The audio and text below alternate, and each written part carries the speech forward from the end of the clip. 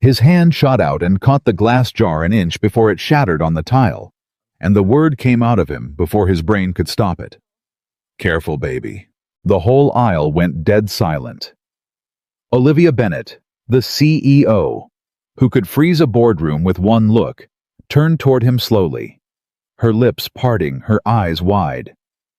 Daniel Carter felt the blood drain from his face. He was a single father. She signed his paycheck. He had just crossed a line that could end his career, his savings, everything he'd built for his little girl. But Olivia didn't look angry. She looked like she'd been waiting 3 years to hear it. "Now, before we go on, I want you to do something for me. Tell me in the comments what city you're watching from tonight, so I can see how far this story has traveled. And if you've ever felt overlooked, invisible, like nobody saw the sacrifices you made, hit that subscribe button and stay with me, because this one is for you."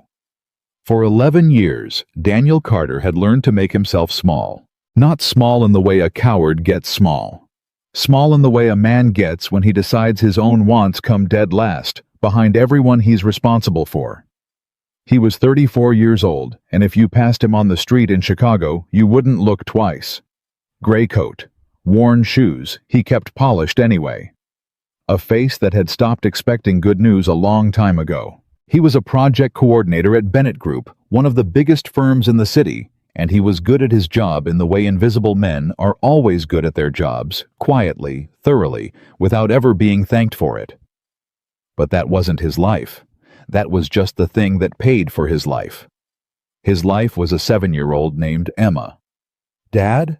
Emma's voice came through the phone, small and serious. "Did you get the cereal with the marshmallows or the boring one?" Daniel stood in the break room at 6:40 in the evening, tie-loosened phone pressed to his ear. He smiled for the first time all day. "I'm still at work, sweetheart. I'll get it on the way home." "You said that yesterday." "I did get it yesterday." "You got the boring one." "The boring one is healthy." "The boring one tastes like a cardboard box," Emma said, and Daniel had to press his hand over his mouth so the other guy in the break room wouldn't hear him laugh. "Is Mrs. Alvarez still there with you?" "She's watching her show, the one where everybody yells." "Be nice, she's doing me a favor." There was a pause, and then Emma said the thing she always said, the thing that landed square in the middle of his chest every single time. "When are you coming home?" Daniel closed his eyes. "Soon, baby. I promise. Soon." He hung up, and for a second he just stood there holding the phone against his forehead. Every day it was the same question, and every day the answer was soon. And soon was never soon enough, because bills didn't care about a little girl's bedtime. He'd been carrying it alone for 3 years. His wife had left when Emma was 4. Just left. Packed a bag on a Tuesday and said she wasn't built for this, wasn't built for diapers and mortgages and a man who came home tired. She'd wanted the bigger life she'd been promised in her 20s, and Daniel wasn't it. He'd stood in the doorway and watched her car pull out, holding a 4-year-old who kept asking why Mommy was taking a trip without them. He never told Emma the truth. He just told her Mommy loved her wherever she was. Some nights he wasn't sure he still believed that. But he said it anyway because Emma needed to believe it, and Emma's needs came first. Emma's needs always came first. So no. Daniel Carter did not have room in his life for wanting things, which was a problem. Because for 3 years he had wanted exactly one thing he was never ever going to let himself have. Her name was Olivia Bennett, and she owned the building he walked into every morning. She'd built the company from nothing. That wasn't corporate mythology. Daniel had been there long enough to know it was true. She'd started at 26 with a rented office and a phone, and by 31, she ran 3 floors and 400 employees. She was the kind of brilliant that made other smart people quiet down when she walked in. Elegant, precise, never a hair out of place, and cold. That's what everyone said. The Ice Queen. They said it in the elevators when they thought no one important was listening. They said she didn't have a heart, that she'd traded it for the corner office. Daniel didn't say it, because Daniel had seen things the others hadn't. He'd seen her at 9 p.m. on a Friday, the only light on the whole floor coming from her office, because she had nowhere she'd rather be than at work. A man doesn't stay that late by choice. A man stays that late because home is emptier than the office. He'd seen her keep a child's drawing. That one had done something to him he couldn't undo. It was a stupid little thing. One of the sales guys had brought his kid to the office on a holiday, and the kid had drawn a crayon picture of a lopsided cat and left it on a desk. Daniel had watched Olivia pick it up when she thought the floor was empty. He'd watched her look at it for a long time, and then he'd watched her fold it careful as anything and slip it into her bag. The CEO, who supposedly had no heart keeping a stranger's kid's crayon cat like it was worth something. That was the moment Daniel stopped seeing his boss and started seeing Olivia. A woman who'd built a fortress because somebody somewhere a long time ago had taught her that people only came close to take something. He never told a soul. He just started remembering her coffee order. Black, no sugar, but a splash of oat milk on the hard days, and he'd learned to read which days were the hard days. He started staying late to help the junior staff so they wouldn't cry at their desks, and he told himself it was for them, and mostly it was, but part of it was because he knew she noticed.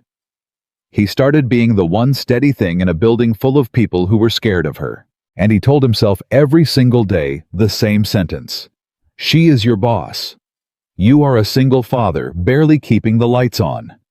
There is a line, and you will not cross it, because she has too much to lose, and so do you. He was very good at telling himself things. It was a Thursday when the line got crossed, and it started with a car that wouldn't start. They'd been in a late meeting, a brutal one, a negotiation with a supplier that had run 2 hours past when it should have ended. When it finally broke up at 7, Daniel was gathering his things when he heard Olivia in the hallway on the phone, and something in her voice made him stop. What do you mean it's not ready? I was told 6 o'clock. A pause. No, I understand. It's fine.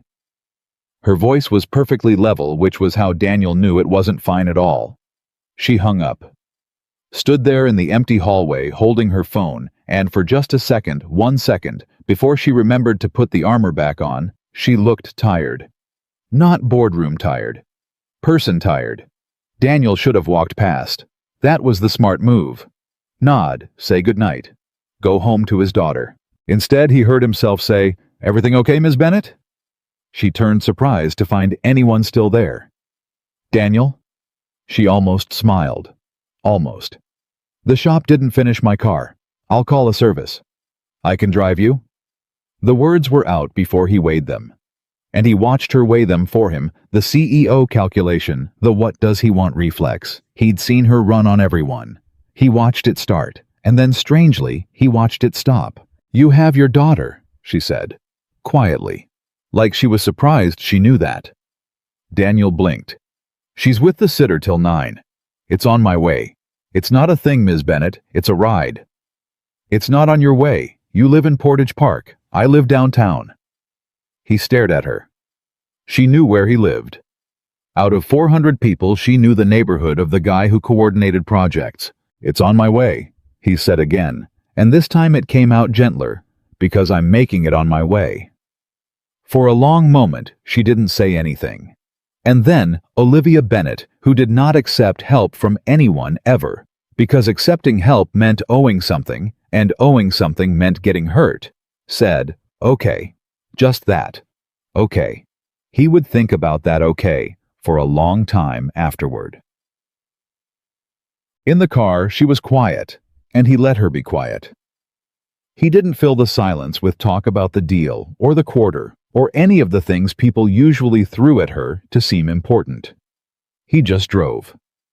Somewhere around the halfway point, she said out of nowhere, "You didn't ask me for anything." "Ma'am, when you offered. You didn't work it into a favor. People always work it into a favor." She was looking out the window. "There's always a by the way." Daniel kept his eyes on the road. "I don't have a by the way." "Everyone has a by the way." "Then I guess I'm broken," he said. And she laughed.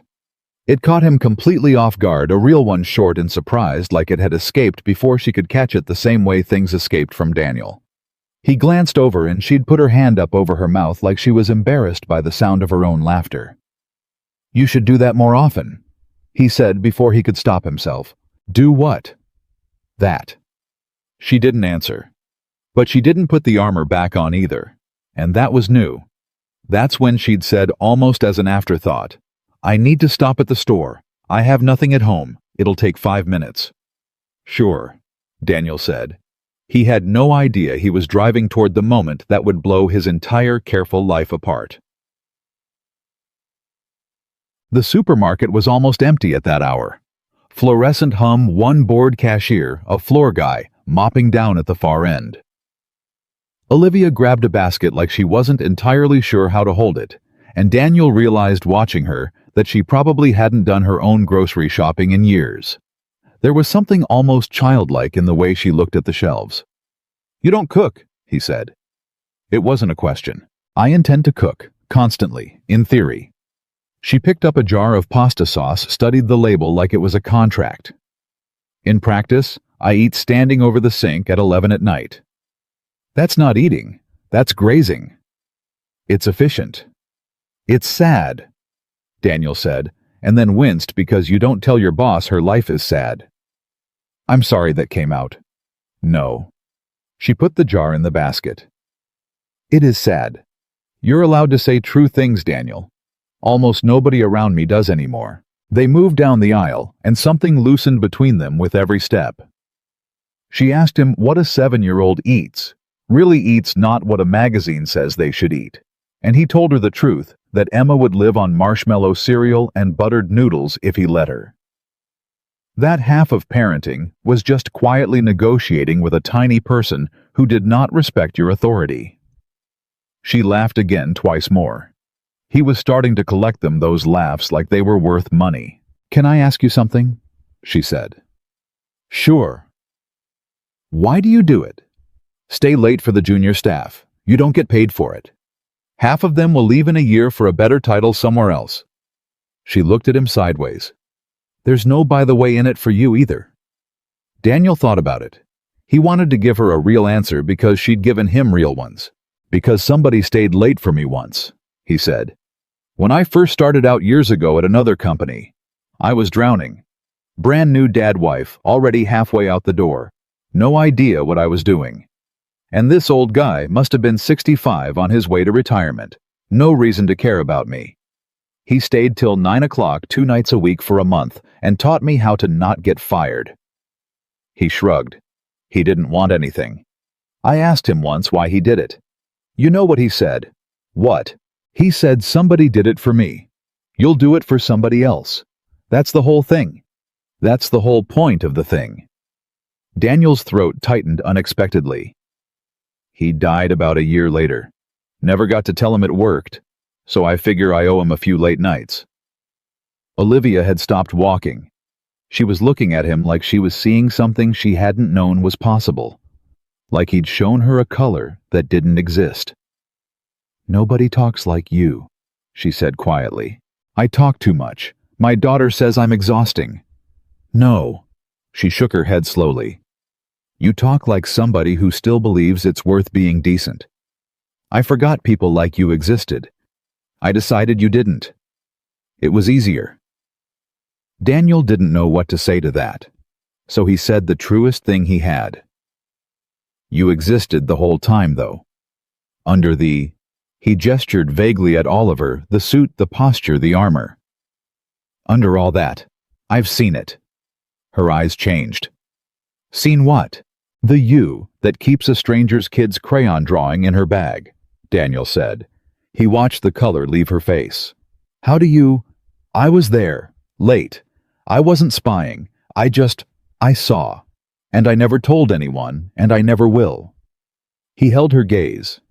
I just want you to know that somebody saw the real one, and thought she was worth more than the ice they all talk about. For a moment, Olivia Bennett looked like she might cry right there in aisle 7 of a half-empty supermarket. Her lips pressed together. Her chin did the smallest thing, the thing chins do right before they betray you. And then she turned away fast, blinking, and reached up toward the top shelf for something, anything, a task to put her hands to so she wouldn't fall apart in front of an employee. Her fingers caught the edge of a heavy glass jar of preserves. It slipped. And Daniel's whole body moved on instinct, the same instinct that had kept a 4-year-old from tumbling downstairs, that snatched Emma's hand back from hot stoves, that fatherhood burns into a man until it's faster than thought. His hand shot out, caught the jar clean, an inch from the tile, and the word came out of the deepest, most protected, most locked-away room inside him. The room he never let anyone near, because in that split second, his heart didn't know she was his boss. His heart only knew she was someone he'd been quietly, hopelessly caring for 3 years. Careful, baby. The silence that followed was the loudest silence of Daniel Carter's life. He heard the fluorescent hum. He heard the far-off slosh of the mop. He heard his own heartbeat going off like an alarm. Baby.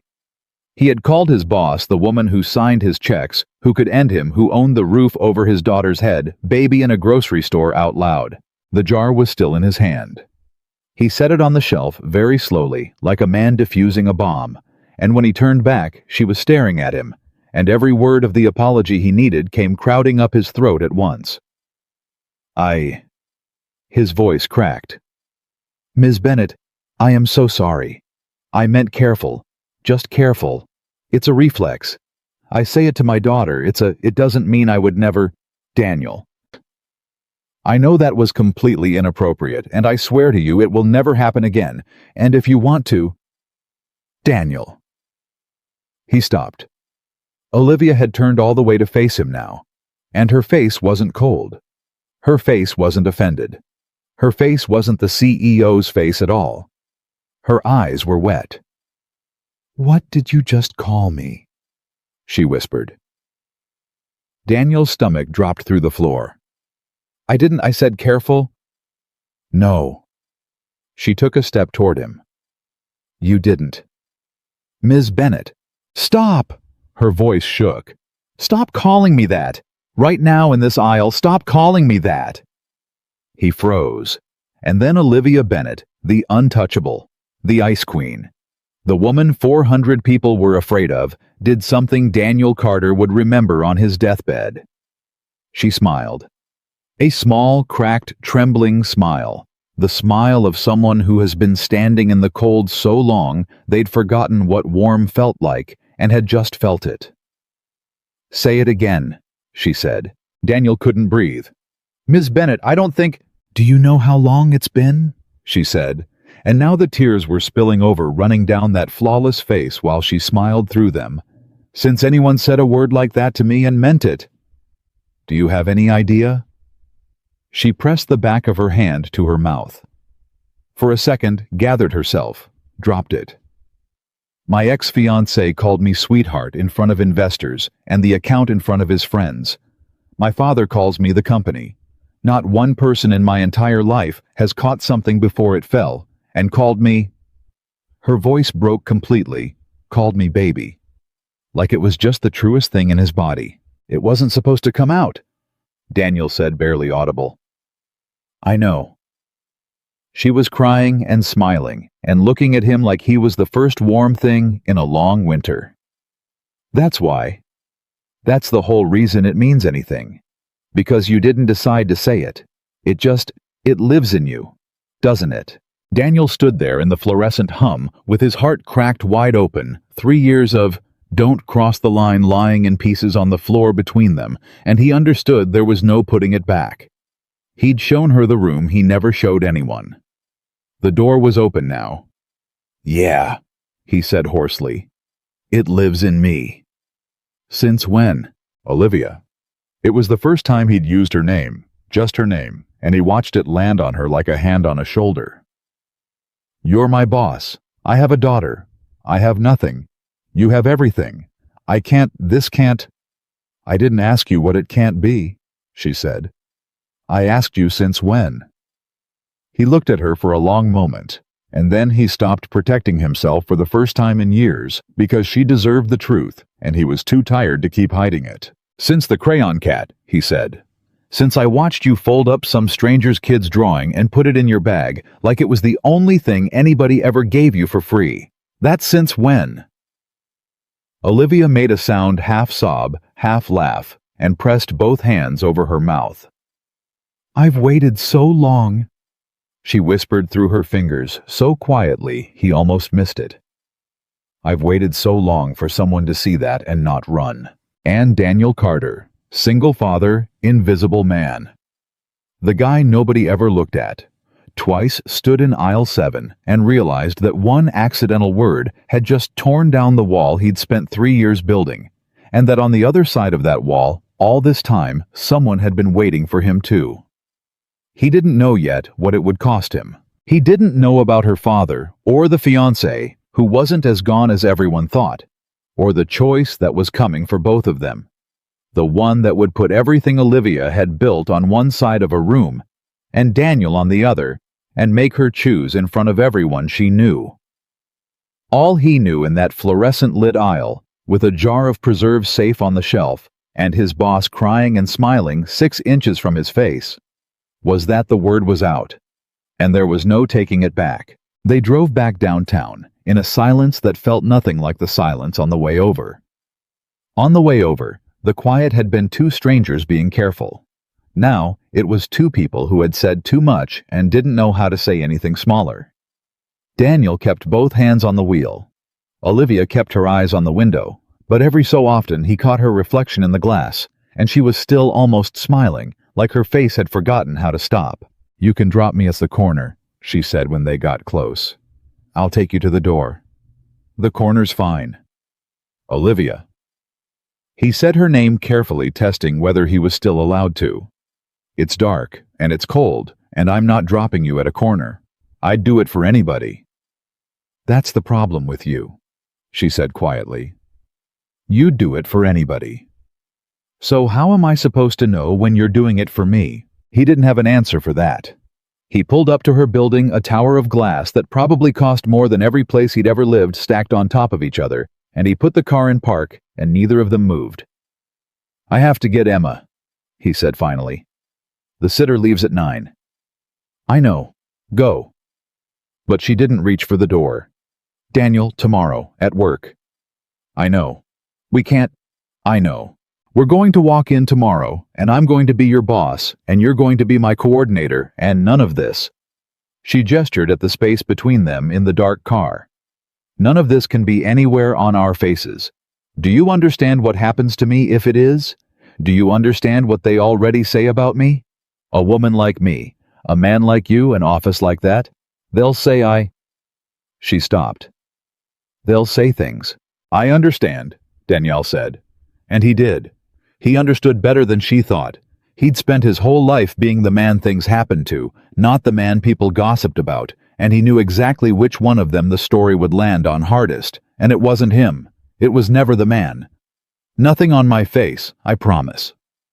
She looked at him a moment longer. Then she opened the door, and the cold came in and she got out. But before she shut it, she leaned back down. "For the record," she said, "I'm not sorry you said it." And then she was gone, walking into that glass tower with her spine straight and her armor back on, and Daniel sat there for a full minute before he remembered he had a daughter to pick up.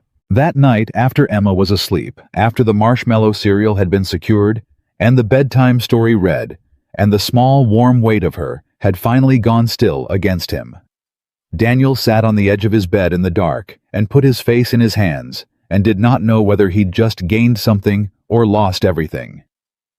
The next morning he found out it was going to be both.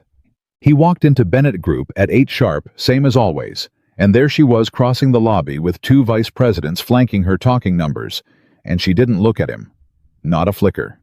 She walked past him like he was furniture, and it was exactly what they'd agreed on, exactly what he'd promised, and it still went through him like a blade. He almost laughed at himself. One night, one word in a grocery store, and he'd already turned into the kind of fool who felt a knife because a woman didn't look at him. He got in the elevator, stared at the numbers, told himself to grow up. And then his phone buzzed. A message. From a number that wasn't in his contacts. 3rd floor supply room. 2 minutes. Bring the Hargrove file so it looks like a reason. He stood in the elevator with his heart going sideways. He knew that supply room. Nobody used that supply room. He grabbed the Hargrove file off his desk, walked down the hall with his face perfectly neutral, and stepped into a windowless room full of printer paper, and she was already there. And the second the door clicked shut, she said, "I couldn't do it." "Do what?" "Walk past you, just now. I did it. I made myself do it, and it was—" She pressed her palm flat against a shelf of copier boxes like she needed something to hold on to. "I have walked past 1,000 people in that lobby. It has never once cost me anything. And I walked past you, and it cost me the whole morning." Daniel set the file down slowly. "Olivia, you called me into a supply closet. I know how it looks. It looks like exactly the thing you told me last night could destroy you. I know how it looks." She said it in a fierce whisper, and then closed her eyes and got herself under control, and when she opened them again she was steadier. "That's the problem. That's exactly the problem. I have spent 12 years learning how everything looks. I know how everything looks. I've never once let myself think about how anything feels, and then you catch a jar and say one word, and now I can't stop thinking about how things feel, and I hate it, and I—" Her voice dropped. "And I don't want it to stop." He crossed the small room. He didn't touch her. He just stood close enough that she had to look up at him. "Then here's what we're going to do," he said, and there was a steadiness in his voice that surprised even him. "We're not doing this in a supply closet like something we're ashamed of. Because I'm not ashamed of a single thing about you, and I won't start now. If we do this, whatever this is, we do it slow, and we do it real, and we do it in a way that doesn't blow up your life or my daughter's. Deal?" "You keep saying your daughter, because she's the deal breaker," Daniel said simply. "Anything that hurts her I walk away from. Even you, especially you if it came to that. That's not a threat, that's who I am. She lost one mother. She's not losing another woman she gets attached to. So if this is a thing you're doing because your car broke down and you got lonely for a night, tell me now and I'll go back to my desk and we'll never speak of it and I won't even be mad. But if you let my kid near you and then you leave, I will never forgive you. So you have to be sure. You have to be more sure than you've ever been about anything." Olivia stared at him, and something moved across her face that he'd never seen on her, not in 3 years, not on anyone that powerful, something that looked almost like fear, but the good kind, the kind you feel standing at the edge of something you actually want. "Nobody's ever protected anything from me before," she said. "Usually I'm the thing people protect their families with, the big client, the connection, and you're standing here telling me your 7-year-old outranks me." A wet laugh escaped her. "God, that might be the most attractive thing anyone's ever said to me." "Olivia." "I'm sure?" she said. "I don't know how I'm sure this fast. It doesn't make any sense, but I'm sure. And that should have been the moment. That should have been the beginning of everything easy." It wasn't because the supply room door opened. They both turned. Standing in the doorway with a stack of folders and a look on his face that Daniel would come to know very well was a man named Marcus Webb, head of operations, second in command, the kind of man who smiled a lot and meant none of it. "Ms. Bennett?" Marcus's eyes went from her to Daniel to the 8 inches of air between them, and his smile got a little wider. "The Hargrove numbers. I've been looking everywhere for that file." "Mr. Carter was just bringing it to me," Olivia said, and her voice was ice again, perfect ice, not a crack in it. "We stepped in here because the hall was loud. Is there a problem, Marcus?" "No problem," Marcus said. "No problem at all." But he held the door open a beat too long, and he looked at Daniel a beat too long, and when Daniel walked past him with the Hargrove file, Marcus said very softly, just for him, "Careful." And Daniel felt the whole floor go cold under his feet, because that was the word. That was the word. And there was no way Marcus Webb could know that, unless he'd been outside that door longer than 2 seconds. Daniel went back to his desk and sat down and stared at his monitor without seeing it. And his hands were not entirely steady, and he thought it's already starting. He was right. But he was wrong about the shape of it. Because over the next 2 weeks, the thing between him and Olivia did not go up in flames the way he braced for. It did something stranger. It got real. She stopped hiding it at work, but she got smart about it, and so did he. It looked to anyone watching like a boss who'd finally noticed a competent employee. She started pulling him into meetings, big ones, the kind a project coordinator had no business being in, and the maddening part, the part that shut up the whisperers, was that he was good in them. He saw things. He'd sit in the corner and say one quiet sentence, and it would turn out to be the sentence that saved a deal, and the VPs started actually listening when he talked, and Marcus Webb watched all of it, with that smile that never reached his eyes. But the real thing, the thing that mattered, happened after 5 o'clock in 100 small ways that had nothing to do with the office. She texted him at 11 at night, "I bought vegetables. I don't know what to do with vegetables." He texted back, "Step 1, don't let them see fear." She sent a photo an hour later of something charred and unrecognizable in a pan with the caption, "They saw fear." He laughed so hard alone in his kitchen that Emma called out sleepily from her room to ask what was funny. It was small, it was stupid. It was the most human he'd ever known her to be. The woman who ran 3 floors couldn't cook an egg, and she let him know it. And letting someone know a thing like that, a small, true, useless failure, was the most trust Olivia Bennett had ever handed anybody in her adult life. And Daniel knew it, and he held it carefully. 10 days in, she asked the question he'd been dreading and hoping for in equal measure. When do I get to meet her? He stared at that text for 20 minutes. Because meeting Emma wasn't a date. Meeting Emma was the deal breaker made real. Meeting Emma meant the little girl who'd already lost one woman would start building a person into her heart, and if it went wrong, it wouldn't be Daniel's heart that broke. It would be a 7-year-old's. He didn't answer that night. He didn't answer the next day. And Olivia, to her enormous credit, didn't push. She just sent the following evening, "I'm not going to disappear. I know you don't believe that yet.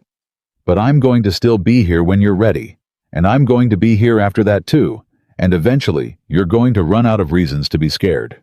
Take your time." And that patience, that refusal to force his hand with his own child, was the thing that finally made Daniel Carter fall the rest of the way. Not her power, not her beauty. The fact that she understood without being told twice that Emma came first, and she was willing to wait behind a 7-year-old in the line for his heart. So on a Saturday he texted back 3 words. "Come for dinner." He made spaghetti because it was the only thing he made well. He cleaned the apartment twice. He told Emma a friend from work was coming, and Emma, who was 7, and therefore ran the whole household emotionally, narrowed her eyes and said, "A girlfriend or a friend. Just eat your spaghetti when it's time." That's not an answer, Dad. Olivia showed up at 6 on the dot in jeans. Jeans. Daniel hadn't known she owned jeans. She stood in his doorway, holding a grocery bag, and looking for the first time since he'd known her, genuinely nervous, the CEO, who negotiated with billionaires, terrified of a 2nd grader, and she said, "I didn't know what a child likes, so I brought everything. I brought all of it. There's ice cream. There's 3 kinds. I panicked." And from behind Daniel's leg, a small voice said, "3 kinds." That was the whole battle right there. 3 kinds of ice cream. Emma Carter was bought and paid for. Dinner was loud and easy in a way Daniel hadn't felt in his own home in years. Emma interrogated Olivia like a tiny detective. Did she have a cat? Why not? Did she have a pool? What was her favorite color? Did she know that? Daniel snored, and Olivia answered every single question with total seriousness, treating a 7-year-old's questions like a board of directors, and Emma glowed under the attention like a plant that had finally been put in the sun. And Daniel stood at the sink watching them, and felt something in his chest he was afraid to name, because naming it would make it real, and real things could be taken away. Later, after the ice cream, after Emma had shown Olivia every drawing she'd ever made, and Olivia had studied each one like it was a Rembrandt, Emma fell asleep on the couch mid-sentence, the way only children can. Daniel carried her to bed. When he came back, Olivia was standing in the middle of his small living room, looking around at all of it, the old furniture, the crayon art taped to the walls, the whole modest, careful world he'd built, and there were tears on her face. "Hey," he said, alarmed. "What happened?" "Nothing happened." She wiped her cheeks fast. "That's the thing. Nothing happened. It was just dinner. And a kid asking me if I have a pool. And it was the best night of my entire life. Daniel and I don't even understand why, and that scares me more than anything ever has, because I built an empire, and nothing in it ever made me feel like your kid showing me a drawing of a dog that looks like a potato." "That was a cat. It was a potato, Daniel. We both know it was a potato." He crossed the room, and for the first time he pulled her into his arms, and she came in without a fight, and she pressed her face into his shoulder, and the most powerful woman he'd ever met stood in his tiny living room in borrowed courage and cried into the shirt of a man who owned nothing. "I keep waiting for the catch," she said into his shoulder. "There's always a catch." "Where's the catch?" "There's no catch." "There's always Olivia." He pulled back just enough to look at her. "I'm going to tell you something, and I need you to hear it. I don't want your company. I don't want your money. I don't want your connections, or your name, or a single thing you can do for me. I have looked, believe me. I've dug around in myself looking for the angle, because I didn't trust it either. There's no angle. I just want you, the one who can't cook an egg, the one who cries about potato dogs. That one. That's the one I want." She looked at him for a long, long moment, and then she kissed him. And it was nothing like he'd imagined in the years he'd told himself not to imagine it. It was clumsy, and it was real, and it had 11 years of loneliness on both sides packed into it. And when they finally broke apart, she laughed and he laughed, and neither of them could stop for a second, two grown people undone by relief. "Okay," she whispered. "Okay, no catch, I believe you. God help me, I believe you." He should have known. He should have known the catch was never going to come from him or from her. It was going to come from outside. It came 4 days later, and it came in a black car. Daniel was leaving the building at 7 when a car he didn't recognize pulled up beside him at the curb, and the back window rolled down, and a man he'd never met but somehow instantly understood was looking at him. Silver-haired. Expensive coat. The kind of face that had gotten its way for 60 years and had stopped considering the possibility of not getting its way. "Mr. Carter," the man said. "Not a question. Get in. I'll have my driver run you home to Portage Park after.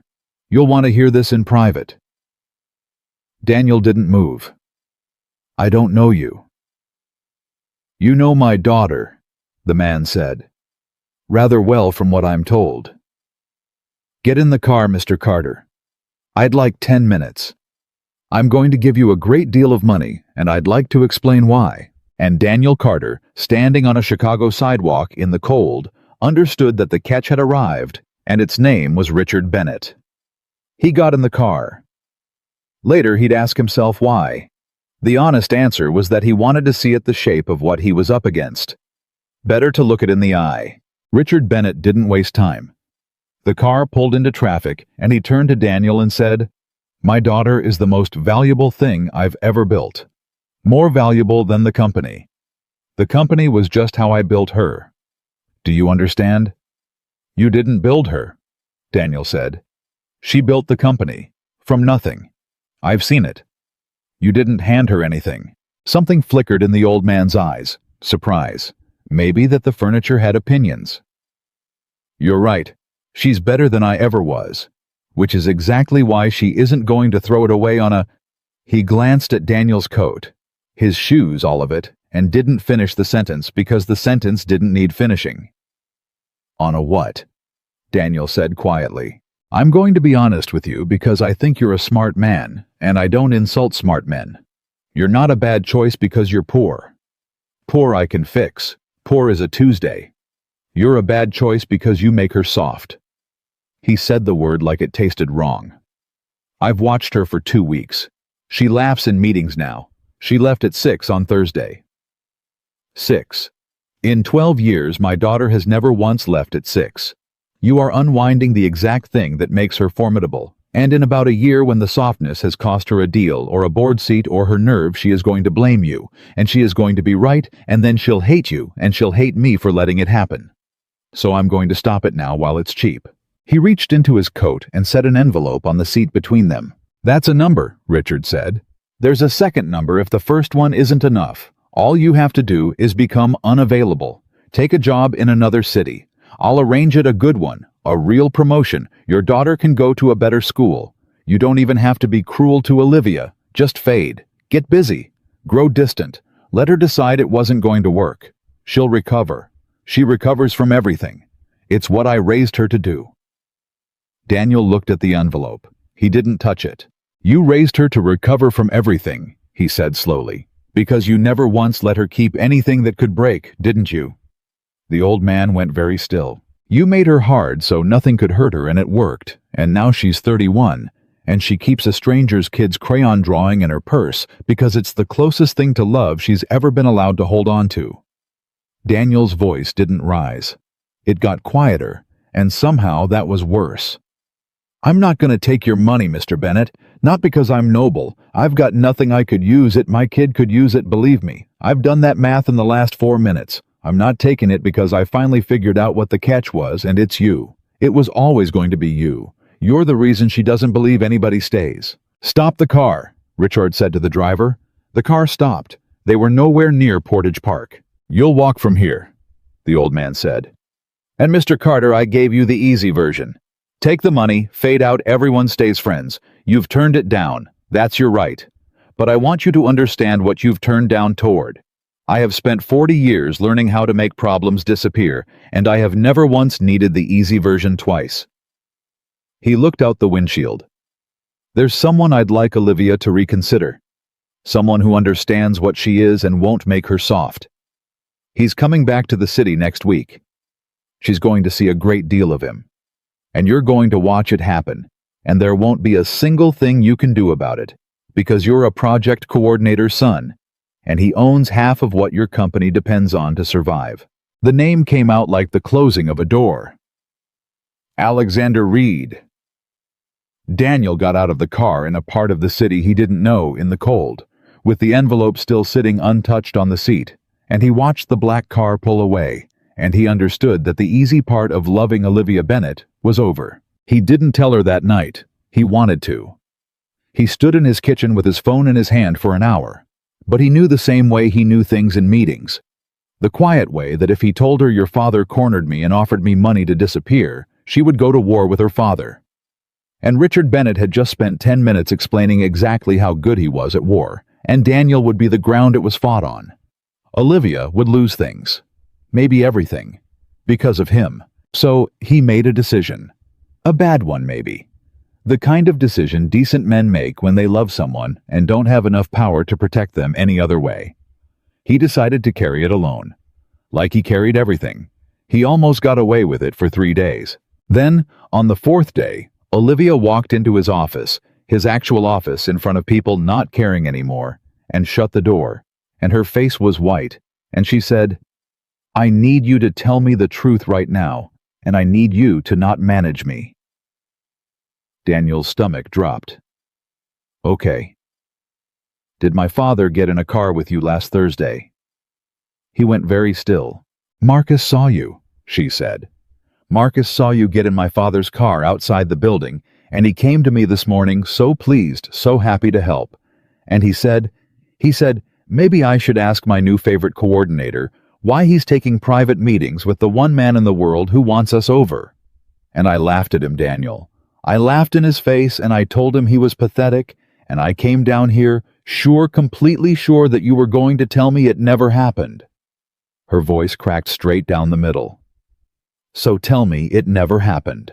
And Daniel Carter had to make a choice in about 2 seconds between the lie that would keep the peace and the truth that would blow it all open. He'd spent his whole life choosing the version that kept the peace. "It happened," he said. Olivia flinched like he'd struck her. "He offered you money?" "Yes." "How much?" "I didn't open the envelope." "How much, Daniel?" "I don't know, Olivia, because I didn't open the envelope, because I wasn't going to take it, because there is no number. Then why didn't you tell me? And now she wasn't the CEO, she was just a woman who'd been left before standing in a small office watching it start to happen again, in a way she recognized. 3 days. You sat across from me for 3 days, and you knew my father had you let me walk around thinking. She pressed the heel of her hand against her mouth. You made a decision about my life without me. You did exactly what he does. You decided what I could handle.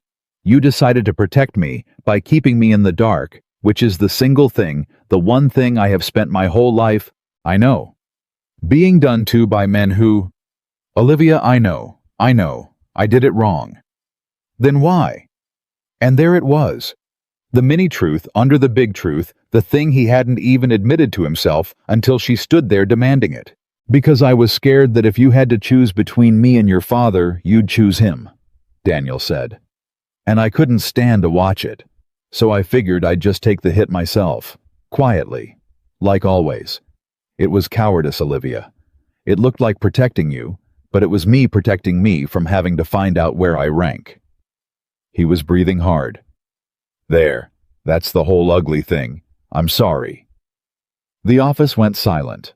Olivia stood there, and he watched her fury run straight into his honesty and have nowhere to go, because you can't stay furious at a man who just handed you the worst true thing about himself. You think I'd choose him, she said finally, very quietly.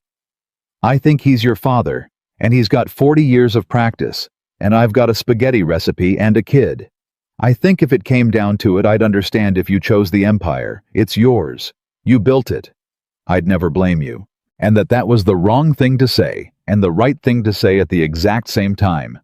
Because Olivia's face crumpled and she crossed the room and she grabbed the front of his shirt in both fists and she said in a voice shaking with something between rage and love, "Don't you dare do the noble thing where you let me go for my own good. Don't you dare. My whole life people have decided things for me about me around me, and I let them because I thought that's what love looked like, people managing you. You are not going to be one more person who manages me. If you're scared where you rank, then you ask me. You don't decide. You ask." "Okay," Daniel breathed. "Where do I rank?" "You and that little girl are the only thing I've ever wanted that wasn't on a balance sheet," Olivia said. "That's where you rank. You rank above the company. You rank above my father. You rank above the version of me he built. That's where you rank, and it terrifies me. And if you ever hide something from me again to protect me, I will end this because I would rather lose you honestly than keep you as one more man who lies to me softly. Do you understand?" "Yes." "Say it. I understand. No more managing. No more carrying it alone." He put his hands over her fists, still gripping his shirt. "But Olivia, you need to know the rest of it. Because I'm not managing you anymore, so you get all of it. There's more." She went still. "More?" "Your father didn't just offer me money to leave." Daniel held her eyes. "He told me who he wants you with instead. He told me the guy's coming back to the city. Next week." He watched the understanding move across her face, watched the color drain, and then rush back. Watched 12 years of history rise up behind her eyes, and she said the name before he could, in a whisper that had a whole ruined past folded inside it. "Alexander." "He's coming back," Daniel said, "and your father's already clearing the road for him. And I don't have the money or the power to stop any of it. All I've got is the truth, so I'm giving it to you now. All of it, no managing." His voice roughened. "Your father thinks I'll fade out, and you'll go back to the man who fits the picture. And the worst part, Olivia, the part that keeps me up is, I don't know if he's wrong. Because Alexander can give you a world I can't. And your father's going to spend the next month reminding you of that every single day. And I can't outspend him, and I can't outmaneuver him. All I can do is stand here and love you and hope it's enough, and I have never in my life felt so much like it wasn't going to be enough." For a long moment, Olivia didn't say anything. Then she let go of his shirt, smoothed it down slowly where she'd crushed it in her fists. And when she looked up, the tears were gone, and something else was there instead. Something Daniel had seen exactly once in a boardroom, right before she'd taken apart a man twice her age who'd underestimated her. "My father made one mistake," she said. "What's that?" "He came to you first." Her voice was steel now, but warm steel with him inside it instead of against him. "He was so sure you'd take the money that he tipped his whole hand. He told you the plan. Alexander the timing all of it. He thinks he's playing chess against a project coordinator." A dangerous, beautiful smile touched the corner of her mouth. He forgot who he raised. He forgot that the reason I'm so good at making problems disappear is that he taught me. He handed me the whole board Daniel threw you 4 days early. And now I know exactly what's coming. Daniel stared at her. "What are you going to do?" She said. "What are we going to do? That's the difference now. That's the whole difference." She took his hand. "You've spent your whole life carrying things alone. I've spent mine fighting alone. Neither one of us has ever had a partner in the room." She squeezed. "So here's the first thing we're going to do together. When Alexander Reed walks back into this city expecting to find me softened up and my father's road cleared and you faded quietly into the background," she leaned in close, "he's going to find the two of us standing in the road, together, in front of everyone. And my father is going to learn that the thing he built to survive anything has finally found the one thing worth stopping being alone for. And in that small office with Marcus Webb's poison already spreading somewhere down the hall, and Richard Bennett's black car somewhere in the city, and Alexander Reed somewhere on a plane heading straight for them." Daniel Carter looked at the woman holding his hand and understood that he wasn't carrying it alone anymore. For the first time in 11 years, someone had stepped into the road beside him. He just didn't know yet how much it was going to cost them both to hold that ground. Alexander Reed came back on a Tuesday, and he did it the way rich men do things, when they want to be seen, not quietly, not through a side door, but straight through the front of Bennett Group at 9 in the morning, with a bouquet in his hand, and a smile that had been photographed for magazines. Daniel was in the lobby when it happened. He'd been walking Emma's field trip permission slip to the front desk to have it scanned a small ordinary thing, and he looked up, and there was a man he'd only ever seen in Olivia's flinch, in the way her voice had folded around a name 4 days ago. Tall, easy in his own skin, the kind of handsome that came with generations of money behind it, so it never had to work for anything. And Daniel knew the second he saw him that this was a man who had never once in his life been overlooked. Alexander walked up to the front desk like he owned it, and maybe in some paper way he did, and he said to the receptionist loud enough for the whole lobby, "Tell Olivia that Alex is here. She'll want to know." And Daniel, standing 3 feet away, holding a second grader's field trip form, watched half the lobby turn and heard the whispers start and understood that the war had officially begun, and he was standing in it in his gray coat with a permission slip in his hand. He did the only thing he could do. He set the form on the desk, said, "When you get a chance," to the receptionist, and walked to the elevator without looking at Alexander Reed even once. Behind him, he heard Alexander say to no one in particular, amused, "Who was that?" And he heard the receptionist say, "That's Mr. Carter. He works here." And he heard Alexander laugh not cruelly, which was worse because cruelty would have meant Daniel registered as a threat. It was the laugh of a man dismissing a piece of furniture. "Of course he does," Alexander said, and that was all Daniel Carter was to him, and the elevator doors closed on it. Upstairs, Olivia was already standing at her window with her back to the door when Daniel came in, and she didn't turn around and she said, "He's here, isn't he? He's in the lobby, with flowers. Roses. I didn't get that close. There'll be roses. He always did roses. 24 red because he read once that anything less looked cheap and anything more looked desperate, and Alexander has never in his life allowed himself to look either." She still didn't turn around. "He'll come up in about 10 minutes. He's letting the lobby see him first. He wants it to be a thing by the time he reaches me, so that when he walks into my office, it's already a story everyone's telling." "You know him well. I was going to marry him." Now she turned, and her face was composed, but Daniel had learned to read the small things by now, and the small things were screaming. Daniel, I need you to do something for me, and you're not going to like it. Okay. I need you to leave, right now. I need you gone from this floor when he comes up, and I need you to not be anywhere he can find you today. Daniel felt it land in his gut. You want to hide me? No. She crossed to him fast. No. Listen to me. This is not hiding you. This is not me being ashamed.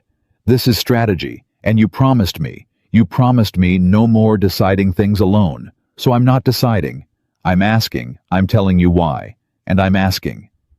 Alexander is going to come up here looking for a reaction. He wants to see if I'm still soft on him. He wants to see if there's competition. If he sees you, if he sees us, he'll know exactly where to aim, and my father will know, and the whole thing accelerates before we're ready.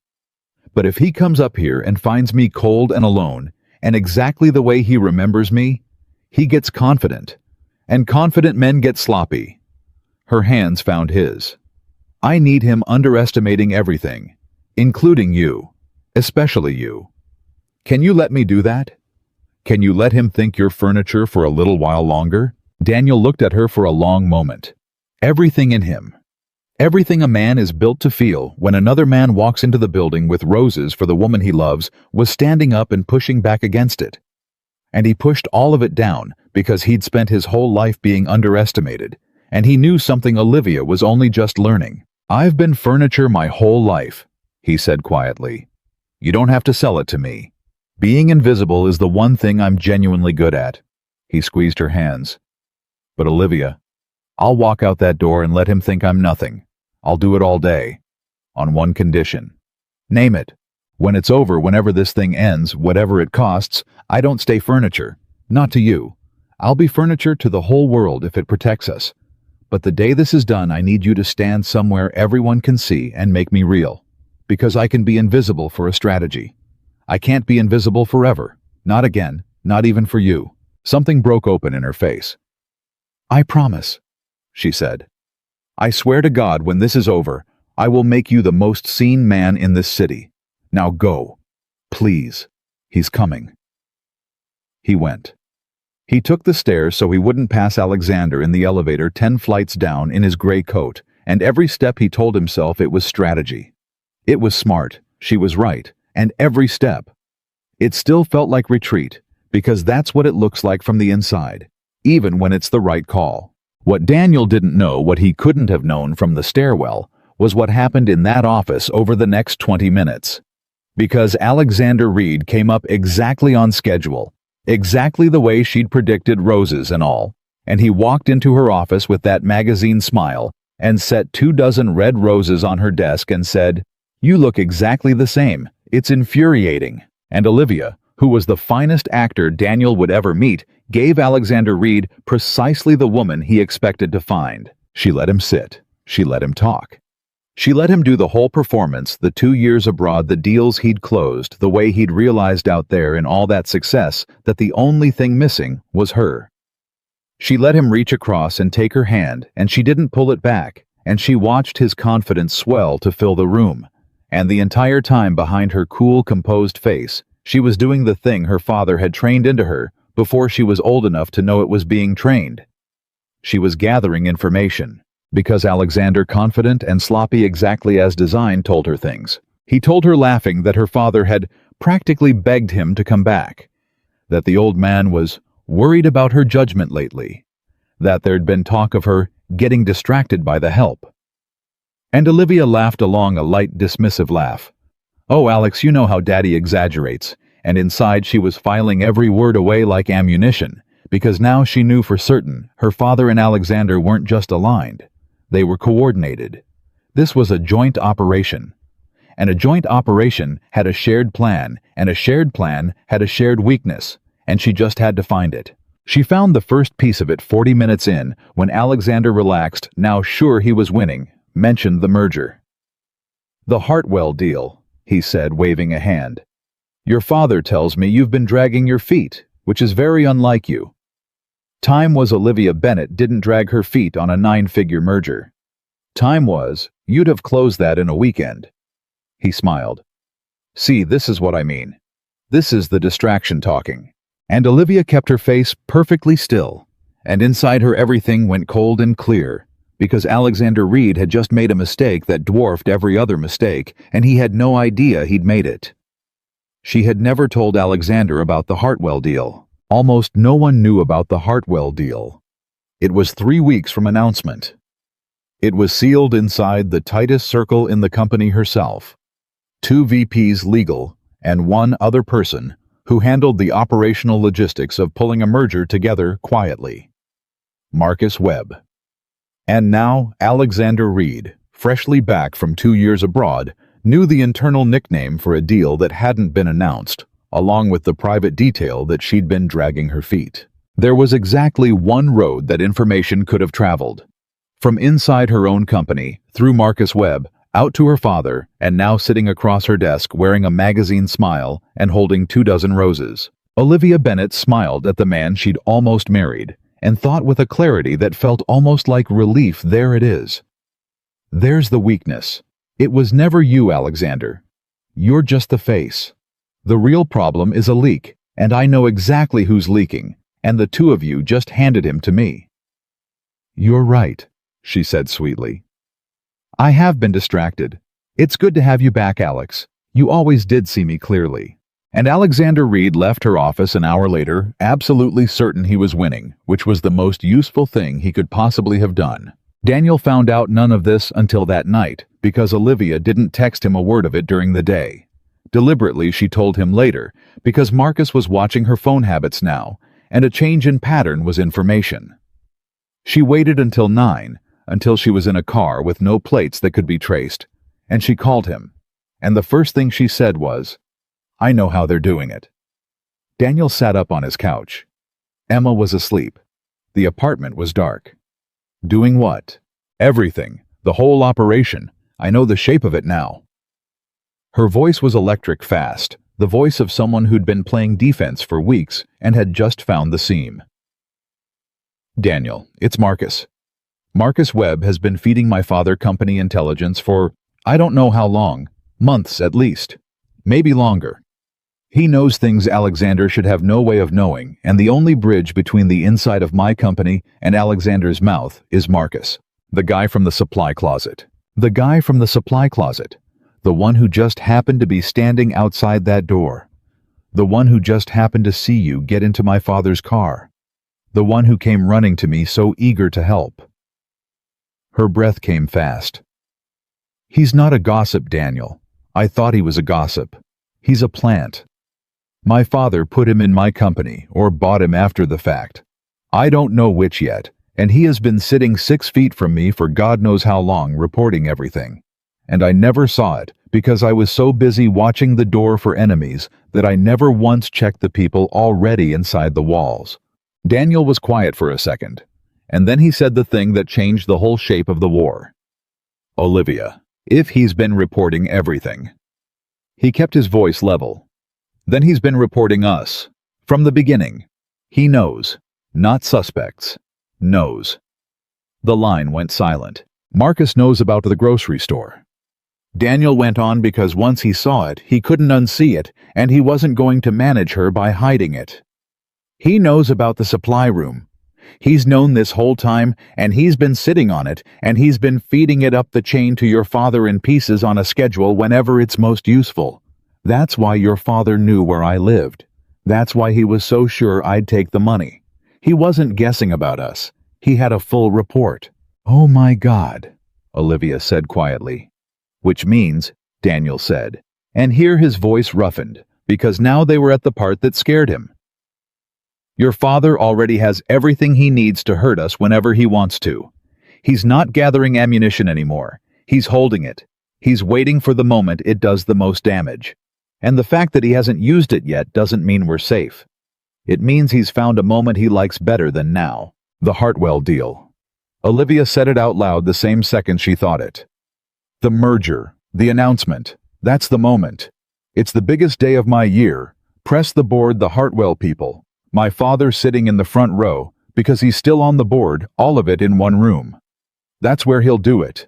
He'll stand up in front of the entire industry, and he'll expose us in a way that makes me look like a woman who compromised a 9-figure deal because she was—" her voice caught on the ugliness of it, "because she was sleeping with the help.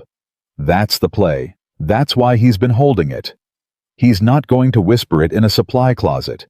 He's going to detonate it on stage." Daniel closed his eyes in the dark. How long until the announcement? 16 days. 16 days. He let that sit. And then he did the thing he'd promised her he'd do, the new thing, the hard thing he didn't retreat into carrying it alone, and he didn't go noble and offer to disappear for her sake. He stayed in the road. "Okay," he said. "Then we've got 16 days to change the ending." Daniel: "No, listen to me. Because I've been on the wrong end of powerful people my whole life, and I know one thing about them that people like your father forget." He stood up, moved to the window, kept his voice low so Emma wouldn't wake. "They only win when they control the timing. That's their whole edge. They pick the moment, they pick the room, they pick the audience, and then they detonate when you're least ready. Your father's entire plan depends on that announcement being his moment, on you not knowing it's coming, on you walking into that room thinking it's the best day of your year."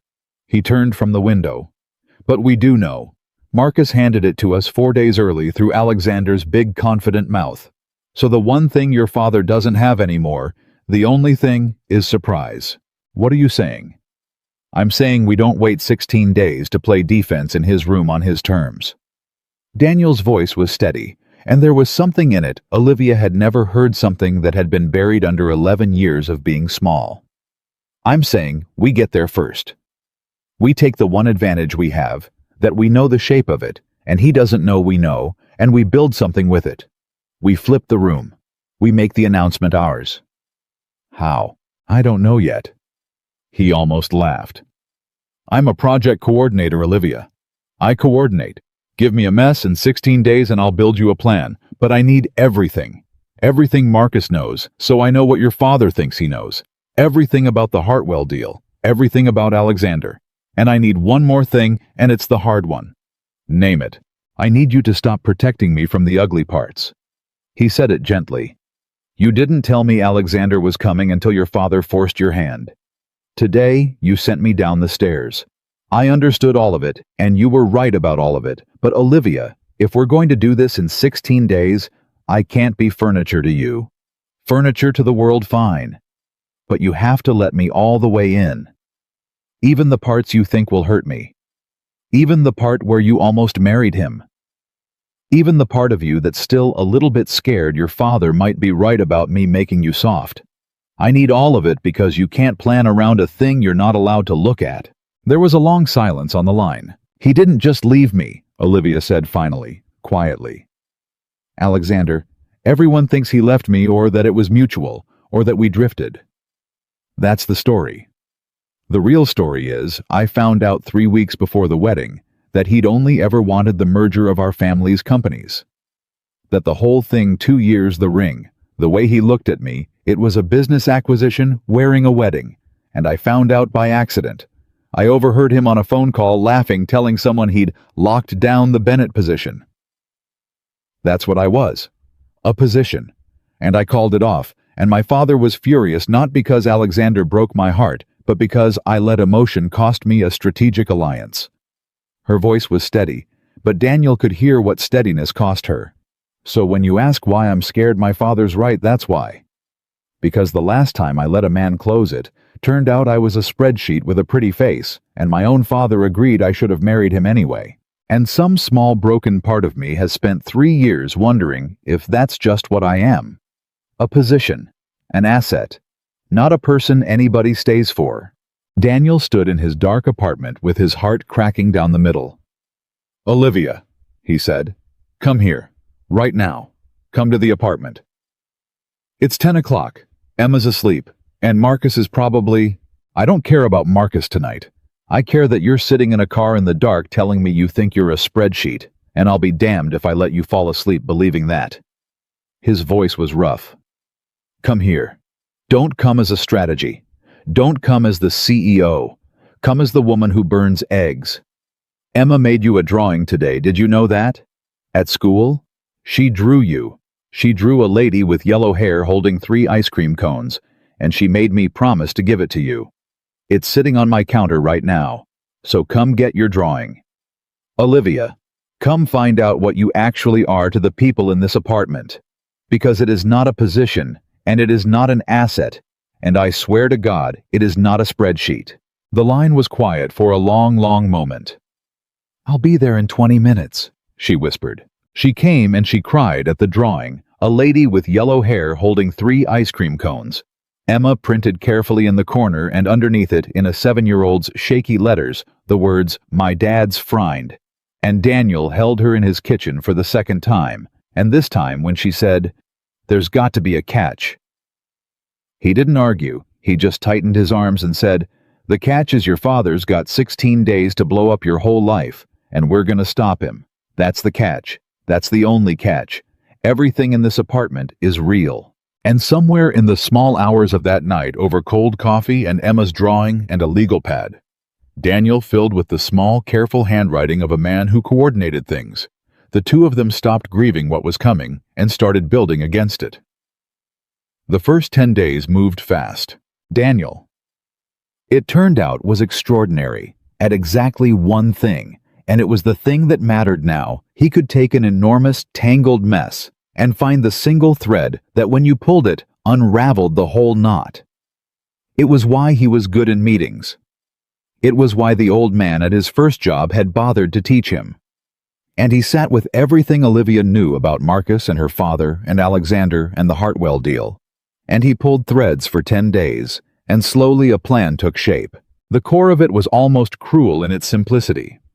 Her father's entire play depended on one asset, Marcus Webb, the leak, the man inside the walls. Marcus was the pipeline. Without Marcus, Richard Bennett went blind. He'd no longer know what Olivia knew, or when she knew it, or what she was planning. And a man who'd built his whole strategy on superior information became, without that information, just an angry old man on a board. "So we don't attack your father," Daniel said on the 11th night, standing at his counter with the legal pad. "You can't win a straight fight against your father. He's got 40 years on you, and he's still on the board, and half the industry owes him. We don't touch him. We take Marcus. We cut the pipeline, quietly. So quietly your father doesn't even know it's cut until he reaches for information he thinks he has and finds out it's old.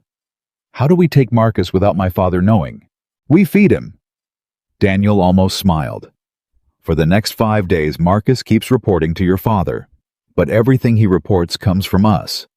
We give him things to see. We let him overhear things.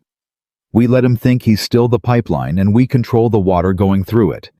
And what we send up that pipe is a story. The story that you're softening, that you're wavering, that Alexander's winning, that the merger's fragile, that I'm fading out just like your father wanted. We tell your father exactly the story he already wants to believe. And men believe fastest the thing they already want to be true." He set down the pen. So when he walks into that announcement, he's walking in confident.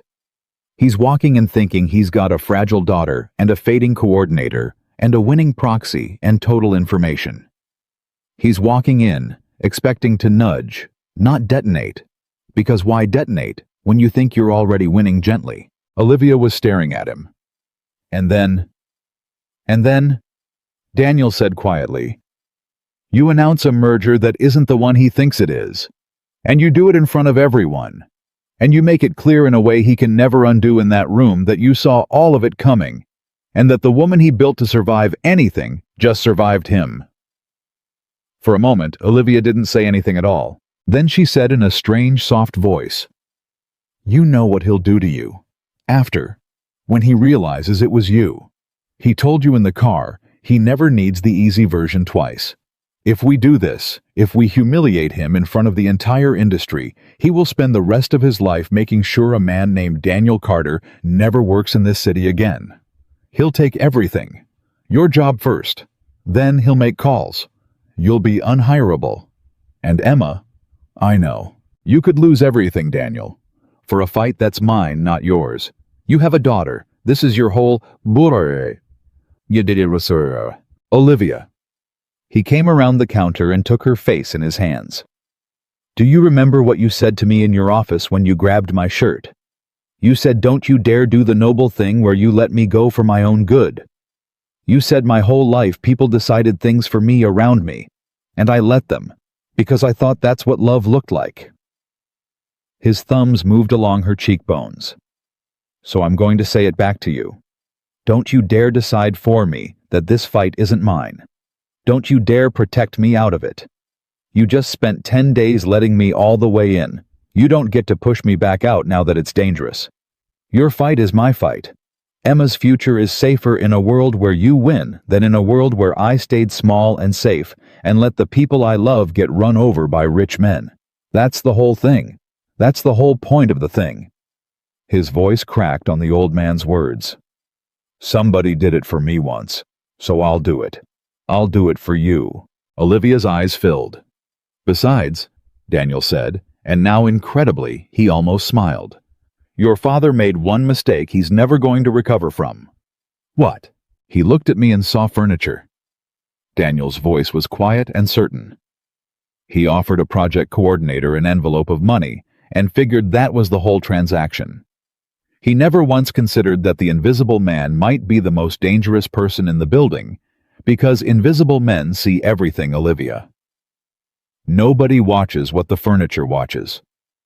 I have sat in the corner of 1,000 rooms while powerful people forgot I existed and said things they'd never say if they thought I mattered.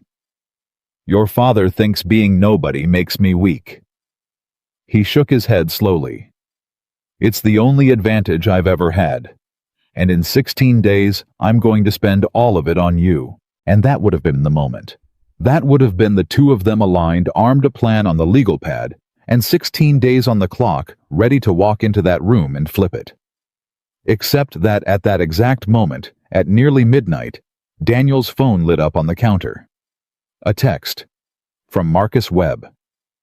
Daniel picked it up and read it, and went completely still, and Olivia watched the color drain out of his face for the second time since she'd known him. What? She said. Daniel, what? He turned the phone around so she could read it. The message was 3 sentences long. I know everything. I've known since the grocery store. Meet me tomorrow, 7 a.m. before anyone's in, just you. Not her, or the story goes to your daughter's school first and the board second. And I make sure the little girl hears her daddy's a homewrecker before you can explain a single word. Olivia's hand came up over her mouth. Because it was all wrong. It was all wrong, and the wrongness of it was the most frightening part. Marcus wasn't supposed to move on his own. Marcus was supposed to be a pipeline, a tool, a plant, reporting up the chain, and pipelines don't send midnight threats about a man's 7-year-old daughter. Pipelines don't go off script, which meant one of 2 things, and both of them were worse than the plan they'd just spent 10 days building. Either Marcus Webb had stopped taking orders from Richard Bennett and started playing his own game. Or Richard Bennett had just decided 16 days early that the gentle version was over and had sent his man to threaten a child. Daniel set the phone down very slowly. When he looked up, the fear was gone from his face, and something Olivia had never seen there before had taken its place. Something cold and level and absolutely still. The look of a man who had spent his whole life absorbing hits, quietly taking them, and taking them, and taking them, right up until the moment somebody made the one mistake that he could not absorb. Somebody had just put his daughter in a text message. He shouldn't have mentioned Emma, Daniel said. His voice was very quiet.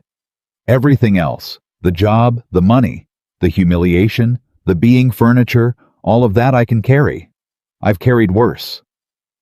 He looked at Olivia, and there was something in his eyes that made the powerful woman across from him understand for the first time that she had badly underestimated exactly how far the quiet man in the gray coat would go for the people he loved. But he put my little girl in a threat to get to me. So we're not waiting 16 days anymore, Olivia. He picked the phone back up. I'm meeting him at 7. No, Olivia said. Absolutely not. You are not meeting him alone. He said, alone. I don't care what he said. She was on her feet now, and the fear had turned into something fiercer. Daniel, this is exactly the trap. This is exactly how these people work. He gets you in a room with no witnesses. He records it, he twists it, and whatever you say, however careful you are, it comes out looking like you threatened him. I've watched my father do it 100 times. You walk into that room alone at 7 in the morning, and you are handing him the exact thing he wants. Then what do I do? Daniel said. And it wasn't a challenge. It was a real question, because this was the new thing between them. He wasn't deciding alone anymore. Because I'll tell you what I'm not doing. I'm not sitting here for 4 hours letting a man think he can put my daughter in a threat and get silence back. That's not happening. So tell me, you know these people. What do I do? Olivia stood very still for a moment. And then the CEO came all the way up in her, the strategist, the woman who'd been trained since childhood to find the move inside the trap. You go, she said slowly. But not the way he thinks. He wants you scared and alone at 7 in the morning. So you give him a scared man who came alone. Her eyes were moving fast now, the way they moved right before she took someone apart in a boardroom. And you let him talk. You don't threaten him. You don't argue. You barely say anything. You let him do all the talking because a man who thinks he's winning explains his whole plan. Remember, Alexander did it with the merger. Marcus will do it too. Frightened silence makes confident men explanatory. She came closer. And the whole time, Daniel, the whole time you're going to be recording every word. Daniel blinked. He'll check my phone. He'll check your phone. So the phone's going to be sitting on the table in plain sight, turned off, screen down, because that's what a frightened, cornered man does. He shows you he's not recording. A slow, dangerous smile. And it'll be my recorder that's running. Mine. In your coat pocket.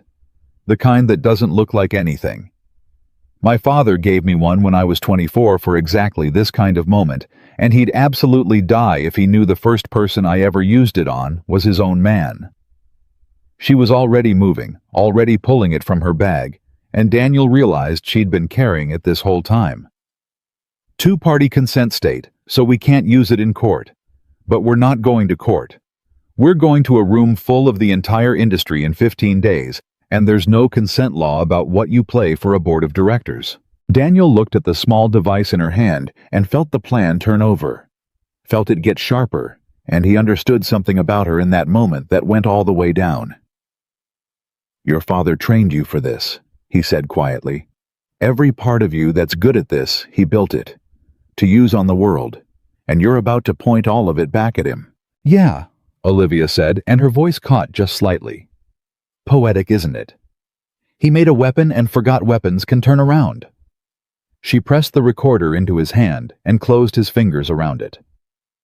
Now listen to me, because this is the part that matters more than the plan. You're going to walk into that room, and a bad man is going to say ugly things about you, and about us, and about Emma, and you are going to have to take it. You're going to have to stand there and let him think it's working. And every instinct you have as a father is going to be screaming at you to defend her. And you can't not in that room, because the second you fight back, you lose the recording. You lose the confidence. You lose everything. She held his eyes. Can you take it? Can you let a man threaten your daughter to your face and swallow it for 15 more days so we can win the whole war instead of one bad morning? And Daniel thought about 11 years of swallowing things, of standing in the doorway watching his wife's car pull out and not screaming, of being called furniture in a lobby and getting in an elevator, of 1,000 rooms where he'd made himself small and taken it and taken it and taken it. Swallowing things is the one thing I'm better at than anyone alive, he said. Turns out that might finally be worth something. At 6:52 the next morning, Daniel walked into the building. Marcus was already there in a small conference room on the 4th floor, the one nobody used, and he'd chosen it well. No cameras, no foot traffic, the kind of room where a thing could happen and leave no trace.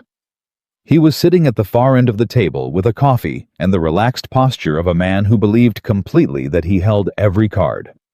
You came alone, Marcus said. Good, I wasn't sure you had the sense. Daniel sat down across from him. He set his phone on the table screen down and with a small performance of a frightened man showing he had nothing to hide, pressed the button so Marcus could see the screen go black. It's off, he said.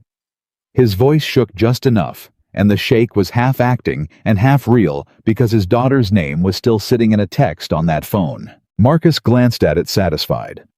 Smart. See, that's the thing about you, Carter. You're not stupid. That's what makes this a shame. He leaned back. I actually don't have anything against you. I want you to understand that. This isn't personal. It felt personal, Daniel said quietly. When you put my kid in a text message, that felt pretty personal. Marcus had the grace to look for half a second, almost uncomfortable. Then it passed. That was leverage. You don't get to be leverage-free in a fight like this. Nobody does. You want to know what's personal. 22 years I gave this industry. 22 years, and I watched a girl in her 20s get handed a company because she had the right last name, and everybody stood around calling her a genius. His voice curdled. You know how many nights I stayed late while she got the credit.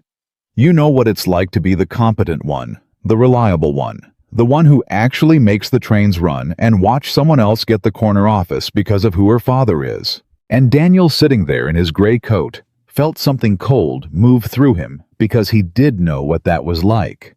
He knew it better than Marcus ever would. And the difference between them, the whole difference, the entire difference between a good man and a bitter one, was that Daniel had taken that same wound and let it make him kind, and Marcus had taken it and let it make him this. So you went to her father, Daniel said. Keep him talking. Let him explain. I didn't go to anybody. Richard came to me. And there it was, the first real piece, the confession sliding out of a confident man, exactly the way Olivia had said it would. About a year ago. He was already worried about her, about the direction, the softness, all of it, long before you came along. He needed eyes inside. Someone who saw everything and answered only to him. Marcus spread his hands, almost proud. And I'll tell you, it's been the best year of my career. I finally matter. I finally have real power in this building, and none of them even know it. I sit in her meetings, and I nod, and I take notes, and every word goes straight up to the one person who actually runs this whole thing. The Hartwell deal, Daniel said softly. The Hartwell deal, the board politics, the client list, all of it. Richard's known about you and Olivia since your little grocery store moment, by the way. I sent him that the same night. He's just been deciding what to do with it. Marcus smiled, and now the smile had teeth. And here's what he decided, Carter. And here's why you're going to do exactly what I say. In 15 days at the Hartwell announcement in front of the entire industry, one of two things happens. Either you're already gone, quietly resigned, moved on, disappeared exactly like you should have when he handed you that envelope, or Richard stands up in that room and destroys her. Publicly. He exposes the whole thing, frames it as her compromising a 9-figure merger for an affair with a coordinator, and he uses it to force her out and hand the company to a caretaker board that answers to him. Either way, he wins. But only one way lets Olivia keep her dignity. He leaned in. So you resign. Today. You take that job in Denver, he offered. Yeah, I know about Denver, and you go, and you never see her again, and I make sure your daughter never hears a word. That's the deal. That's the whole deal. You disappear, and the woman you love gets to keep everything except you. And there it was, the whole plan, the confession, the mechanism, the timeline, Richard's name, the affair frame, the board coup, all of it, everything Olivia needed, spilling out of Marcus Webb's mouth in a room he thought was clean into a recorder he didn't know was running because a confident man explains his whole hand to a frightened one. Daniel sat there and took it. He let his hands shake. He let his eyes go wet, and that part wasn't acting at all, because a man had just laid out in cold detail a plan to burn down the woman he loved. He let Marcus see every bit of the anguish, because the anguish was the cover, the anguish was what sold it. And if I don't, Daniel said barely above a whisper, if I don't go, then I go to Emma's school first thing Monday. Marcus said it flatly, a man reading a grocery list. I've got a whole story ready. Concerned citizen worried about a little girl whose father's carrying on with his powerful married to the company boss. Teachers talk, Parents talk. That little girl's whole world becomes a whisper before she's 8, and it never fully goes away, Carter. You know it doesn't. Kids are cruel and small towns of parents are crueler. So you decide, your pride or her third-grade year. For a long moment, Daniel didn't say anything at all, and in that silence, everything in him that was a father stood up and roared and wanted to come across that table. Everything. He had never in his life wanted to hurt another human being the way he wanted to hurt Marcus Webb in that room. And he sat on all of it. He swallowed it whole the way he'd swallowed everything 11 years of practice, narrowing down to this one impossible moment of keeping still. Okay, Daniel said finally, quietly, brokenly. Give me the weekend. Let me figure out how to leave without it looking wrong. Let me tell Emma we're moving in a way that doesn't scare her. Monday. I'll resign Monday and we'll be gone by the end of the month. Just leave my daughter out of it, please. And Marcus Webb, who had just gotten everything he wanted, who believed completely that he'd broken the furniture, leaned back with the satisfied look of a man who'd never once considered that the person across the table might be smarter than him. Smart, he said again. See, I told you weren't stupid. Daniel stood up, picked up his dead phone, walked out of the room on legs that were somehow steady down the hall into the stairwell.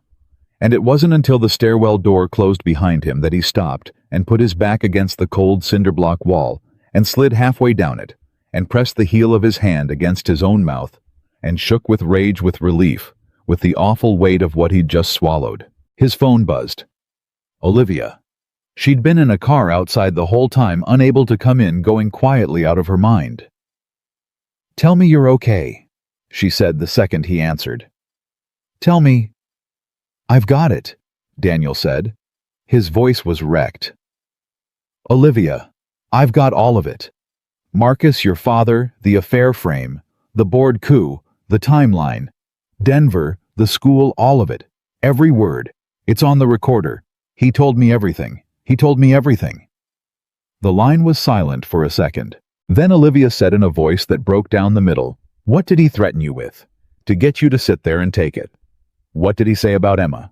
And Daniel, who had promised no more managing, no more protecting her from the ugly parts, told her. All of it. The school. The whispers. The third-grade year. He stood in a stairwell and told the woman he loved the exact shape of the cruelty a man had aimed at her because of him. And he heard her start to cry, and he didn't soften it, because softening it would have been managing her, and he was done with that. He put a child... Olivia couldn't finish it. He looked at you, and he put a 7-year-old... Yeah, that's it, she said, and her voice changed, and Daniel had heard that change once before, the day she'd found out about the leak, the sound of a woman going from wounded to lethal. That's the last mistake either of them makes. I was going to do this clean. I was going to just cut the pipeline and win quietly and let my father save face, because he's still my father, and some stupid part of me still... Her breath hitched, still wanted him to be someone I could forgive. But he sent a man to threaten a little girl's third-grade year. So we're not doing it clean anymore. We're doing it in front of everyone, and when it's done, my father is going to understand that he didn't just lose a company. He lost a daughter, and he did it to himself, and he did it over a child. Olivia, come to my office, now. Front door, don't hide. I don't care who sees. We have 15 days, and I know exactly what we're going to do with them. Over the next 15 days, Daniel Carter learned what Olivia Bennett was actually capable of when she stopped fighting with one hand tied behind her back to protect her father's feelings. The plan sharpened into something surgical. They kept feeding Marcus his story. Daniel played the beaten man, quiet and defeated in the hallways, and word went up the pipeline exactly as designed. Carter's resigning. He's taking Denver. He's gone by month's end. The girl's back in line. Everything's going Richard's way. Marcus reported it. Richard believed it because it was the thing he wanted to be true.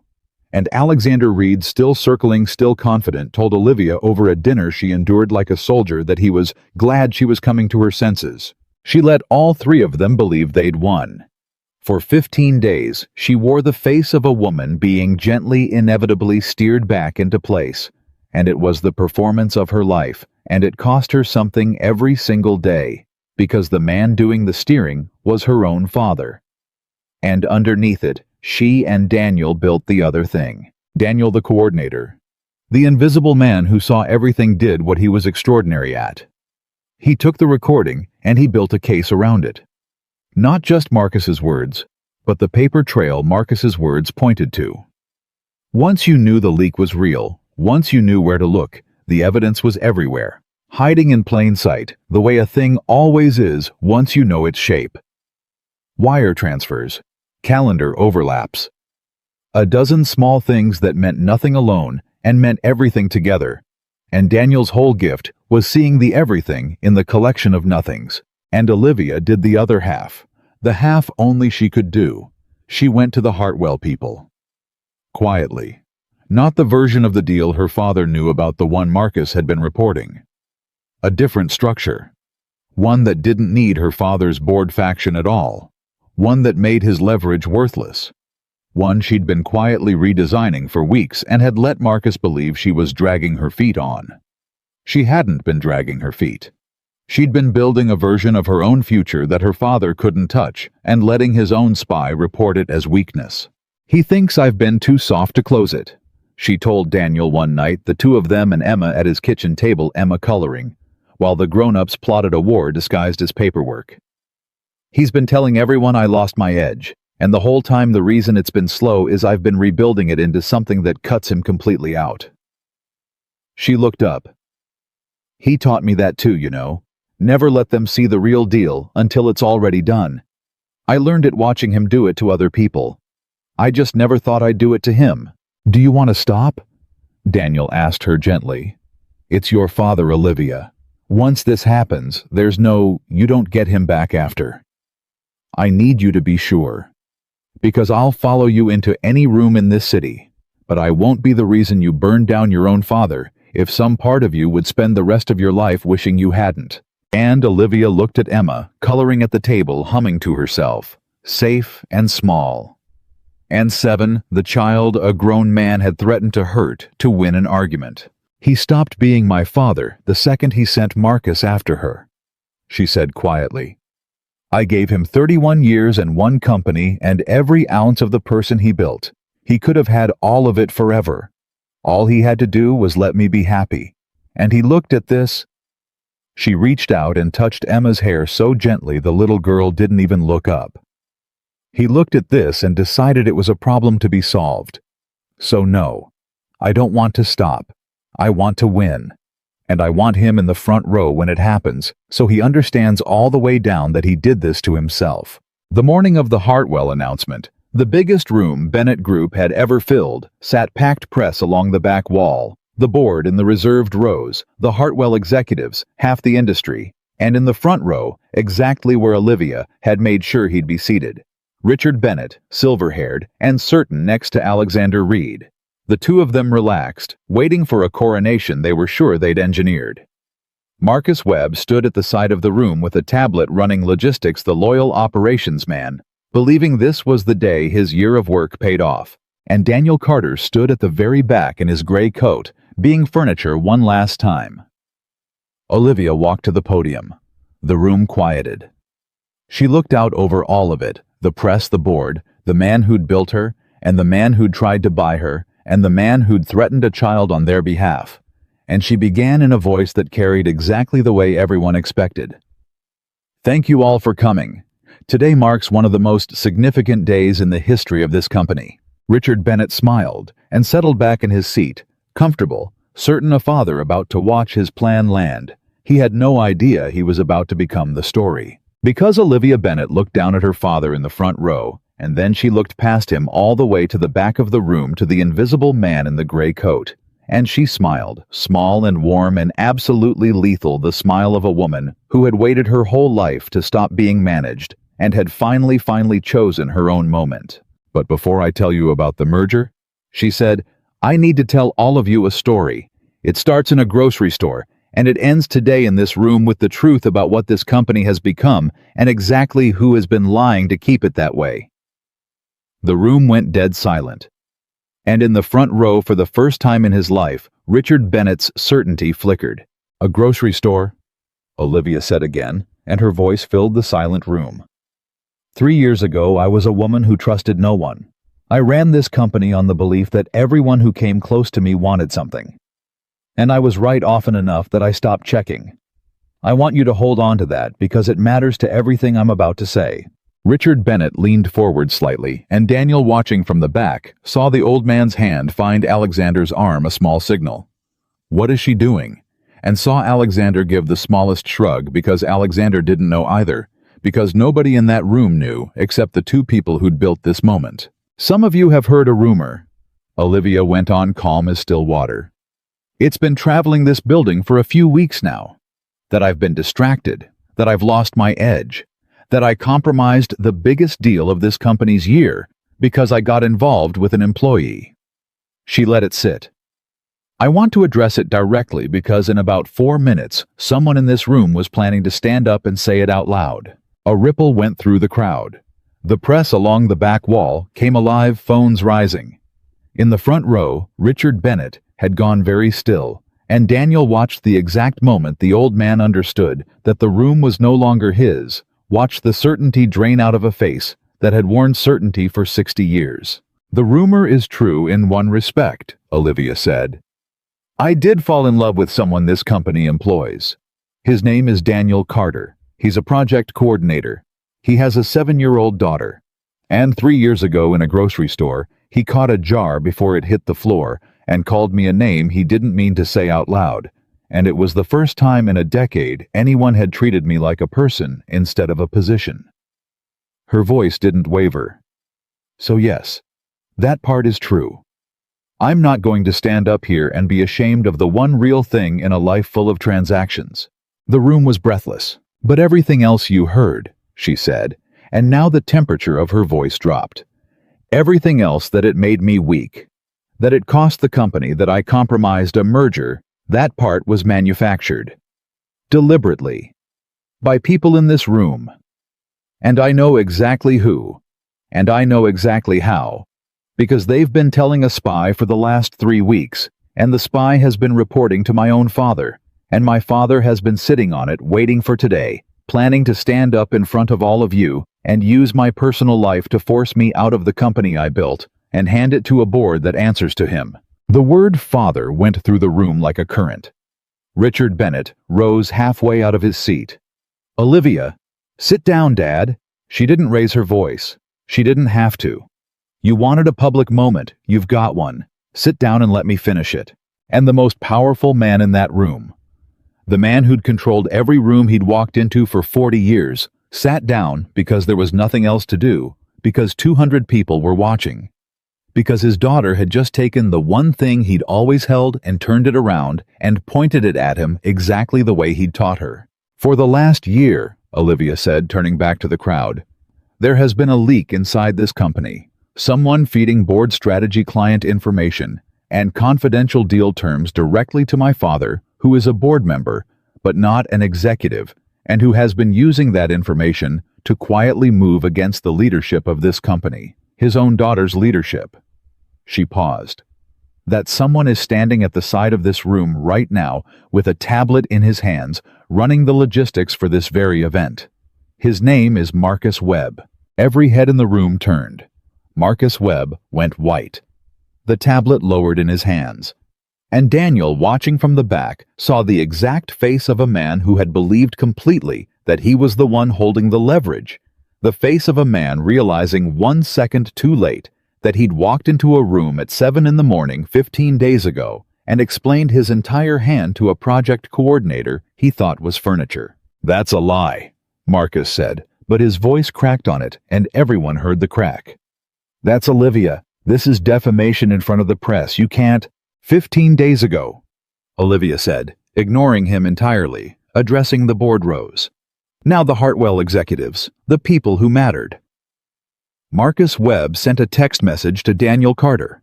In it, he threatened to spread a story to Daniel's 7-year-old daughter's elementary school to her teachers and the other parents unless Daniel resigned and left the city quietly. He did this on behalf of the plan to remove me. He put a child in a threat. Her voice stayed level, but everyone in the room felt the thing underneath it. And that morning Daniel met with him. Alone. Because Marcus demanded he come alone. She looked at the back of the room, at Daniel. "Daniel," she said, "play it." And Daniel Carter walked forward. Out of the back of the room, up the center aisle in his gray coat, past the press and the board and the executives, past Richard Bennett and Alexander Reed. And he was not furniture anymore. And every head turned to watch the invisible man become visible. And he climbed the 2 steps to the podium, and he took out a small recorder, and he set it on the microphone stand, and he pressed play. And Marcus Webb's voice filled the largest room in Bennett Group. "Richard's known about you and Olivia since your little grocery store moment. I sent him that the same night. In 15 days at the Hartwell announcement in front of the entire industry, either you're already gone, or Richard stands up in that room and destroys her, publicly. He exposes the whole thing, frames it as her compromising a 9-figure merger for an affair with a coordinator, and he uses it to force her out and hand the company to a caretaker board that answers to him." The room did not breathe. "I go to Emma's school first thing Monday. I've got a whole story ready. That little girl's whole world becomes a whisper before she's 8. Daniel pressed stop.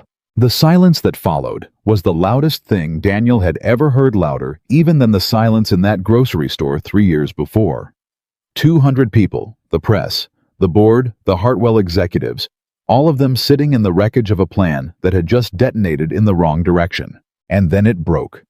The room erupted a wall of noise, reporters shouting questions, board members turning to each other, and in the middle of it, Marcus Webb stood frozen at the side of the room, with the whole industry looking at him. And Richard Bennett sat in the front row and did not move at all, because there was nowhere to move to. Olivia raised one hand, and slowly the room came back under her control, because it had always been her room, they just needed reminding. "Marcus Webb is terminated effective immediately," she said, and her voice was ice and steel and absolute authority. "Security will escort him out. Every transaction, every communication, every piece of board strategy he touched in the last year will be reviewed by outside counsel starting this afternoon. And to the board." She turned to the reserved rows. "You will have a full accounting of exactly what information left this company and where it went by end of week. Some of you may not have known. Some of you may have. We'll find out which." 2 security officers were already moving toward Marcus. He looked for one wild second like he might run or shout or turn to Richard for help, and Daniel watched him look at Richard. Bennett watched him wait for the powerful man to stand up and save him, the way powerful men always saved their tools. And Richard Bennett looked away. That was the thing that finished Marcus. Not the security officers. The look away. The moment the man he'd given a year of his loyalty to the man he'd betrayed a company for simply turned his head and let him be walked out because tools are disposable, and Marcus had just discovered what he'd always actually been. He didn't fight. He let them take him, and the whole room watched him go, and he never once looked back, because there was nothing behind him but the ruin of a bitter man who'd mistaken resentment for a plan. And then it was just Olivia and Daniel at the podium and Richard Bennett in the front row and 200 witnesses. "Now," Olivia said, and her voice softened just slightly, but everyone heard the danger still humming under it. "The merger. The real one. Not the version my father was told. Not the version Marcus reported." She clicked a remote, and behind her the terms went up on the screen, and Daniel watched the Hartwell executives lean forward and watch the board's faces change, because this was not the deal any of them had expected. "For 3 weeks I let everyone believe I was too distracted to close this. I let them believe I'd gone soft. I let my father's own spy report that I was dragging my feet." She turned and looked directly at Richard. "I wasn't dragging my feet, Dad. I was rebuilding it. Into a structure that doesn't need your board faction. That makes your leverage worth exactly nothing. That closes today right now in front of the press with the Hartwell principals in this room to sign it." She looked back at the crowd. "By the time you leave here, this deal is done, and there is not one thing anyone in this building can do to stop it." And the lead Hartwell executive, a gray-haired woman who'd been watching all of it with the sharp eyes of someone who'd seen 100 corporate knife fights, stood up slowly and said into the silence, "Ms. Bennett, My people reviewed the new structure last night. It's the cleanest deal I've seen in 20 years. She glanced once at Richard Bennett with something like contempt. And I'll tell you, we were nervous coming in. We'd heard rumors this company had leadership problems. A thin smile. I think we just watched the leadership problem get solved. We're in. We'll sign today. The room broke into applause, real applause, the kind that starts uncertain and then swells as people decide which way the wind is blowing, and the wind was blowing hard toward the woman at the podium and the man in the gray coat beside her. And Richard Bennett rose from the front row. The applause faltered. Because everyone knew who he was. Everyone knew what they'd just heard about him. And the old man stood there in the middle of his daughter's triumph, and for a long moment he said nothing, and Daniel braced, because a cornered man with 40 years of power is never more dangerous than in the second after he loses. You've made your point, Richard said, and his voice was steady, but it was the steadiness of a man holding himself together by will alone. In front of the press, in front of the board. You've humiliated me thoroughly, Olivia. I hope it was worth the company, because a stunt like this, airing this all of it publicly, it damages you too. It damages the brand. Investors don't like drama. You may have won the room, but you've cost the... I don't care, Olivia said. 2 words and they stopped him cold, because in 31 years, Richard Bennett had never once heard his daughter say she didn't care about the cost of something. I spent my whole life caring about the cost, she said. And now for the first time something raw came up under the steel, something that had been waiting decades to be said. You taught me to. You taught me to weigh everything. Price, everything, protect the brand, protect the position. Never let emotion cost you a strategic advantage. And I was so good at it, Dad. I was the best you ever built. I ran your lessons better than you ever did. Her voice caught. And it made me a woman who kept a stranger's child's crayon drawing in her purse because it was the closest thing to love I'd ever been allowed to hold. That's what your lessons built. A daughter who was so afraid of being wanted for the wrong reasons that she almost let the one person who wanted her for the right ones walk away because you told her he'd make her soft. Richard's jaw tightened. He will. You just torched your own reputation over a... He caught a jar, Olivia said. 3 years ago, that's all he did. He caught a jar before it broke, and a word slipped out of him that he'd been holding for years, and it was the truest thing anyone had ever said to me. And you looked at that. You looked at the first real thing in my entire life, and you decided it was a problem to be solved. Her voice dropped, and it was somehow more terrible for how quiet it got. And then you sent a man to threaten a 7-year-old's 3rd grade year. To get to me. You put a child in the machine, Dad. And I want you to understand something standing here in front of all these people, because you'll never let me say it to you in private. She stepped out from behind the podium. She walked to the edge of the stage close to him, and she said it looking down into the face of the man who'd built her. You didn't lose the company today. The company was always going to be fine. You lost me. That's what this cost you. Not the brand, not the deal. Me. Your daughter. And you did it yourself over a good man and a little girl because you couldn't stand to see me choose something you couldn't control. Her eyes were wet now, but her voice never broke. Go home, Dad. You're still on the board until the review says otherwise, but you are not in my life anymore. You spent 31 years teaching me that everyone wants something and no one stays. Congratulations. You were the last lesson. You were the one who proved it, and I'm choosing not to learn it. For a long, long moment, Richard Bennett stood in the front row of the room he'd expected to conquer and looked up at his daughter, and something moved across his face. Daniel saw it from 6 feet away, saw the flicker of a man who was underneath all that granite, still a father, and who had just understood all the way down what he'd traded, and that he could never trade it back. But Richard Bennett had spent 60 years never once showing that flicker to a room, and he wasn't going to start now. He picked up his coat. He turned, and he walked out of his daughter's company through a crowd that parted for him out of old habit and nothing else, and the doors closed behind him. And that was the last time he ever stood in a room Olivia Bennett owned. Alexander Reed, Daniel noticed, had already quietly left. Sometime during the recording. The proxy had understood before the principal did that there was no position left to lock down, and men like Alexander don't stay for the part where they lose. He simply wasn't there anymore, and no one, least of all Olivia, ever wondered where he'd gone.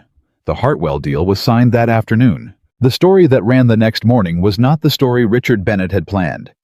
It wasn't a story about a distracted CEO who'd compromised a merger for an affair.